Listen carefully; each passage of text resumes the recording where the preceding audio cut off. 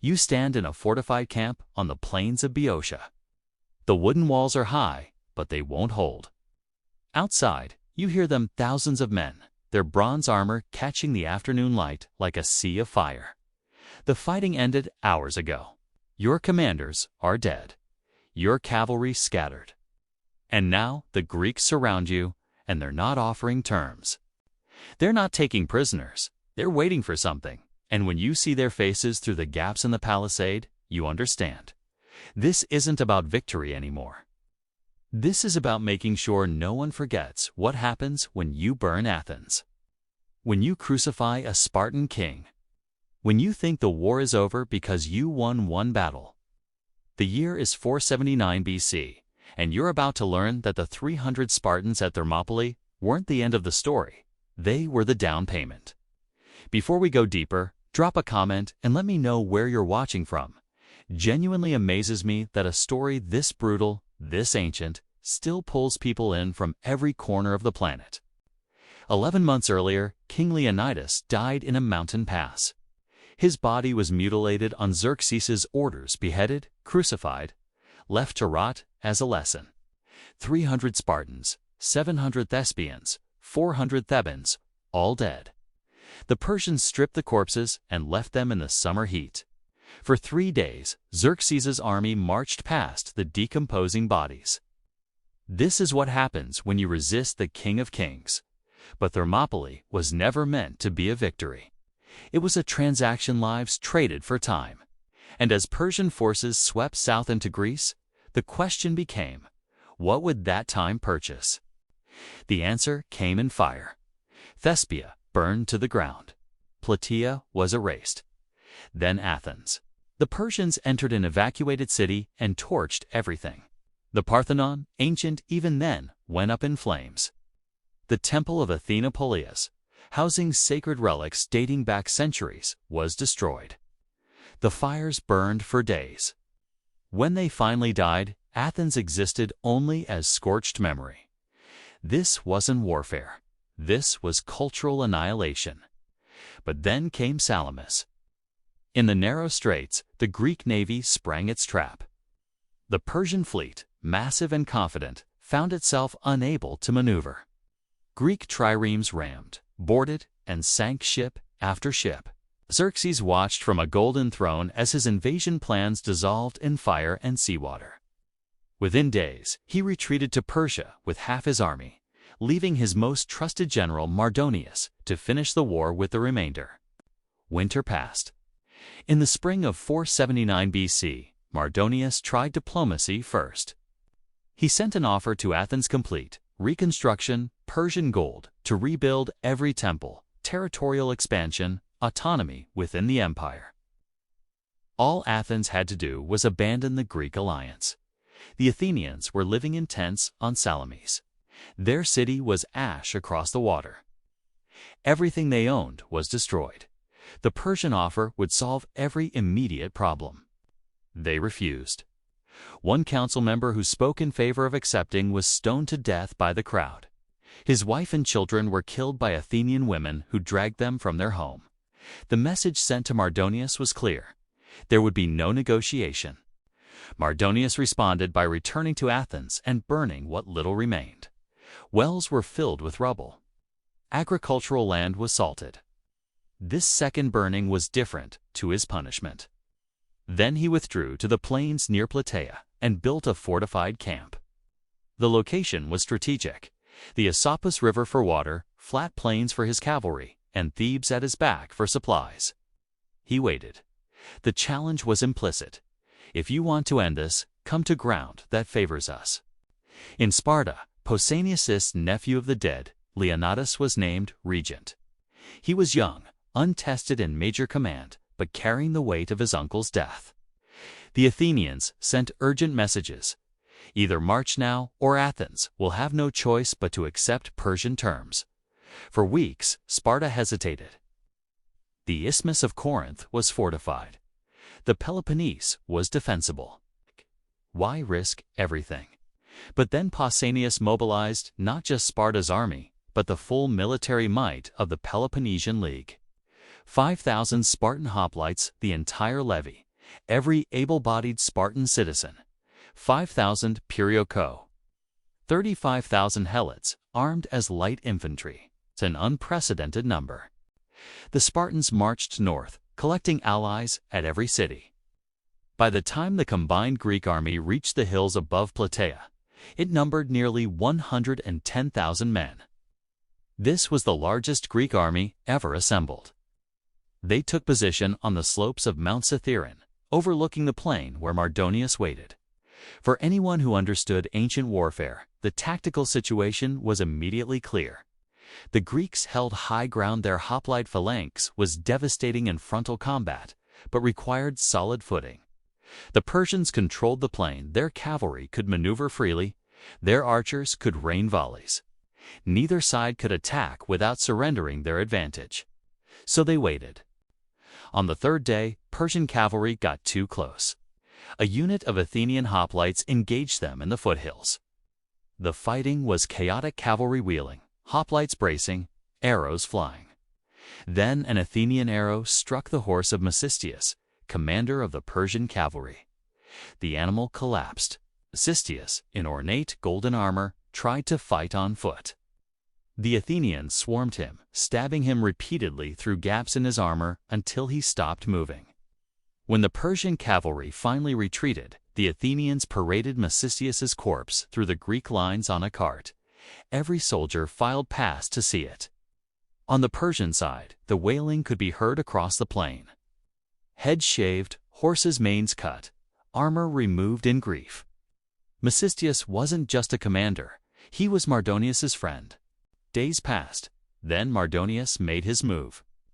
Under cover of darkness, Persian cavalry reached the Gargaphian spring, the Greeks' primary water source. They filled it with dirt, rubble, and corpses. They poisoned what remained. By morning, 110,000 Greek soldiers had no water. Pausanias faced an impossible decision: stay and die of thirst, retreat and risk being caught by cavalry, or attack across unfavorable ground. He ordered a complex nighttime maneuver. The center would fall back to new water sources. The left wing would retreat to different high ground. The right wing would hold, then withdraw.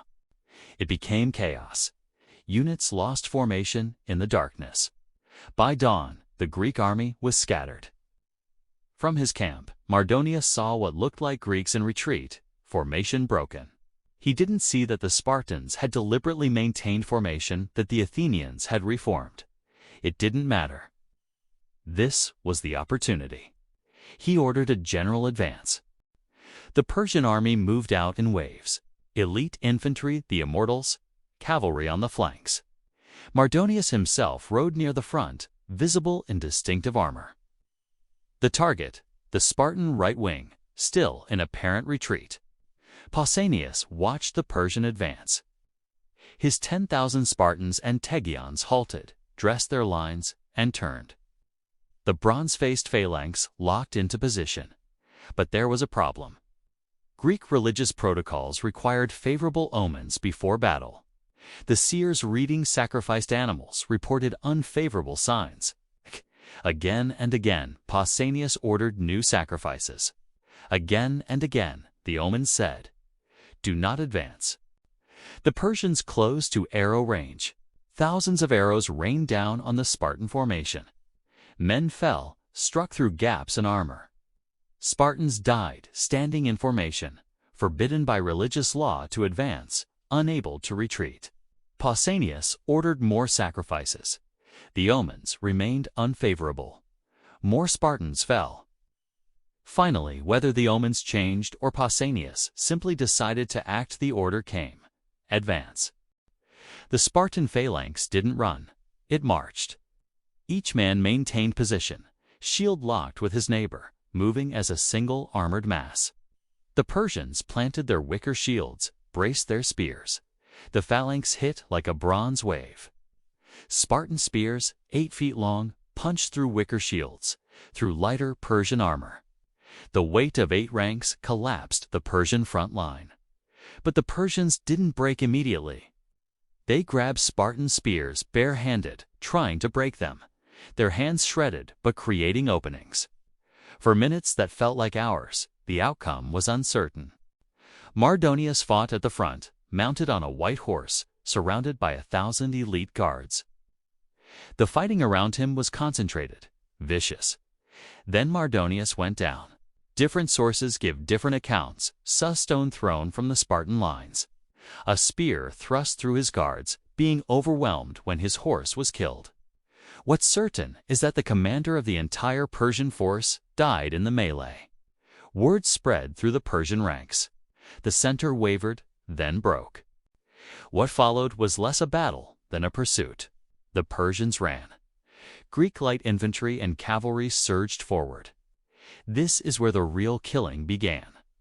Heavily armored hoplites were slow, but helots, peltasts, cavalry, they could run down fleeing men. The plain of Plataea became a killing field. Thousands of Persians reached the fortified camp and took refuge behind wooden walls. The camp was defensible. If they could hold it, they might regroup. The Greek army surrounded it. For a time, the Persians held. Spartans trained for open combat, struggled with siege warfare. Then the Athenians found a weakness in the defenses. They coordinated a concentrated assault. The wall came down. Greek forces poured through the breach. What happened next is documented in multiple sources, written decades later.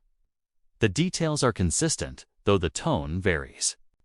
Inside the camp, organized Persian defense collapsed almost immediately. Greek forces moved through systematically. They didn't take prisoners. Every Persian soldier found was killed. Greeks moved through tents, through supply areas, through every section. The non-combatant servants, camp followers, families fared no better. Ancient warfare had conventions about such things. Armies sometimes spared civilians, took them as slaves, used them for ransom. This wasn't that. Herodotus, writing about this event, states the outcome plainly of the Persian army at Plataea, numbering over 100,000, approximately 3,000 survived. 3,000. The rest 100,000 men were dead by nightfall. Greek casualties, Herodotus reports 159. Later sources say, perhaps, low thousands. Even accounting for ancient exaggeration, the disparity is staggering. This wasn't a battle that went back and forth. This was systematic slaughter, beginning when the Persian line broke and continuing until virtually no one remained. After the killing stopped, the Greeks conducted inventory. The treasure was immense gold bullion, personal wealth of Persian nobles, plundered goods from Athens and other sacked cities. Pausanias ordered everything collected. 10% set aside for the gods. The rest divided among Greek cities. The helots who fought received nothing. Pausanias ordered a meal prepared using Mardonius's kitchen, his supplies, his gold dishware. Then he ordered a typical Spartan meal prepared alongside it. He invited Greek commanders to see both side-by-side Persian luxury next to Spartan simplicity. Look at what they brought to conquer us with. Look at what we defeated them with. But there was a darker subtext. No one spoke aloud. Look at what we did to take this. News of the victory spread. The Greek navy won at Mycale the same day, destroying what remained of the Persian fleet. The invasion was over. Greece had survived. But this wasn't just survival. Athens began aggressive fortification, built the largest fleet Greece had ever seen. Sparta returned to the Peloponnese, but the memory followed. The Spartans had always been respected, feared. Now there was something else in how other Greeks regarded them. Greek poets wrote victory odes. Temples were built, monuments erected, but certain details were omitted. The number of enemy dead was celebrated. The tactical brilliance analyzed. What happened inside the camp after the walls fell was mentioned in passing, if at all. Herodotus doesn't moralize, he reports numbers. Plutarch, writing centuries later, mentions that some Greeks questioned whether the scale of killing served any military purpose. The Persian survivors who made it back carried a message to the empire. The Greeks don't just defend. When they win, they erase.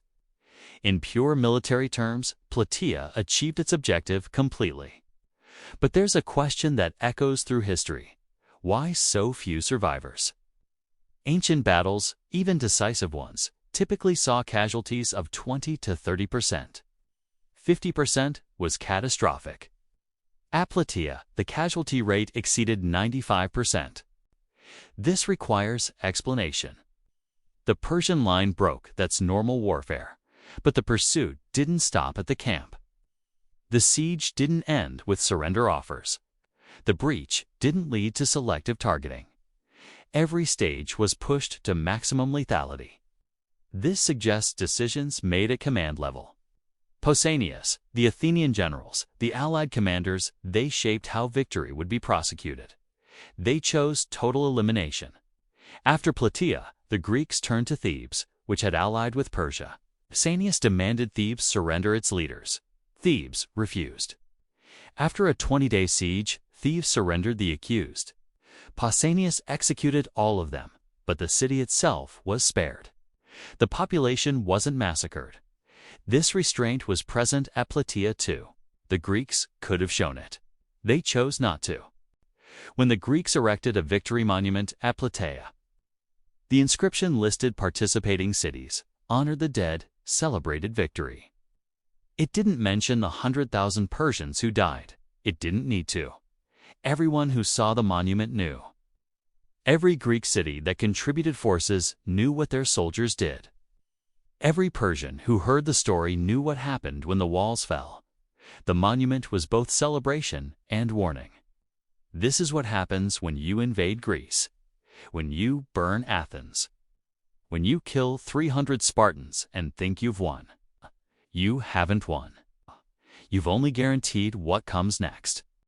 The title asks how 10,000 Spartans avenged the 300.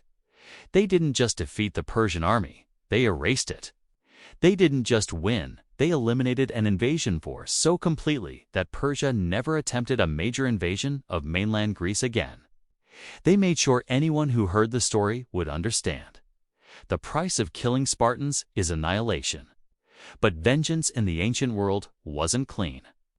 Plataea left questions even the victors couldn't answer. When does defense become elimination? When does necessary force become systematic slaughter? When does vengeance become something that troubles even those who execute it?